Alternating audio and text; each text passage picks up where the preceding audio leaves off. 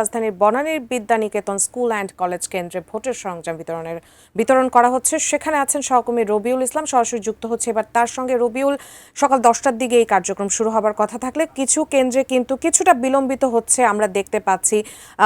ঠিক এই সময়টিতেই কিন্তু কিছু কিছু কেন্দ্রে আমরা দেখতে পাচ্ছি ভোটের সরঞ্জামগুলো বিতরণ করা শুরু হয়েছে। সেই ক্ষেত্রে আপনি যে কেন্দ্রে আছেন সেখানে কি শুরু হয়েছে কিনা, নিরাপত্তার ব্যবস্থা কি বলয় দেখছেন, আমাদের জানাবেন। 17 আসনের যে 124টি কেন্দ্র রয়েছে সবকটি কেন্দ্রের ব্যালট বক্স এবং নির্বাচনী যে সকল সরঞ্জাম রয়েছে এখান থেকেই বিতরণ করা হবে। এখানে সকাল থেকেই যেই 124টি কেন্দ্রের পোলিং অফিসার এবং আনসার বিডিবির সদস্যরা, যেটা আনসারের পক্ষ হয়ে তারা কাজ করবে, বিভিন্ন শিক্ষা প্রতিষ্ঠানের শিক্ষার্থীরা সহ বিভিন্ন পেশার মানুষ আসলে এই আনসার বিডিবির সদস্যদের সাথে যুক্ত হয়েছেন। এরা একটি মেয়াদের ট্রেনিং নেওয়ার মাধ্যমে এরা এই সামনের যে নির্বাচন, ত্রয়োদশ জাতীয় সংসদ নির্বাচন এবং গণভোটের দায়িত্ব পালন করবেন।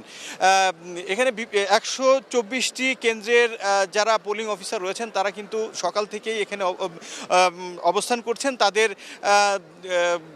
যেই দায়িত্ব। কি বুঝলেন ভাই? অনলি যেটাই চাই। ব্যালট বক্স এবং নির্বাচনী যে সকল সরঞ্জাম রয়েছে সেই সরঞ্জামগুলো বুঝে নেওয়ার জন্য আমরা জানতে পেরেছি যে দুপুর 12টা থেকে এই সরঞ্জাম দেওয়ার যেই কর্মসূচি সেটি আসলে শুরু হবে।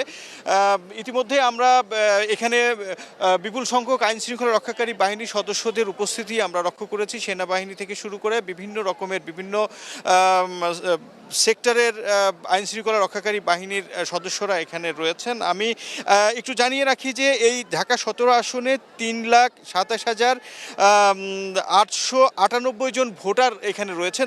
তাদের ভোটাধিকার প্রয়োগ করবেন এই 124টি কেন্দ্রে।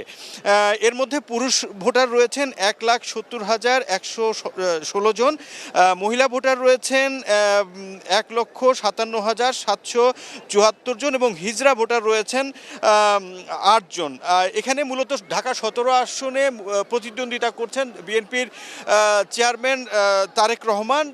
তার প্রতিদ্বন্দ্বী আছেন জামায়াতের প্রার্থী ডাক্তার খালেকুজ্জামান। এছাড়া সব মিলিয়ে এই আসনে কিন্তু 12 জন প্রার্থী এখানে অংশগ্রহণ করছেন। এখানে লাঙ্গল প্রতীক নিয়ে কিন্তু আতিক আহমেদ নামের একজন সংসদ সদস্য পদপ্রার্থী রয়েছেন। আর অন্যান্য সব সদস্য মিলিয়ে এখানে সব মিলিয়ে 12 জন সংসদ সদস্য নির্বাচনের প্রতিদ্বন্দ্বিতা করছেন। আমরা কিন্তু দেখতে পাচ্ছি যে বেশ এখানে পোলিং এজেন্ট এবং আনসার বিডিপি সদস্যরা এখন পর্যন্ত অপেক্ষা করছেন এবং তারা তাদের নির্বাচনী সরঞ্জাম বুঝে নেওয়ার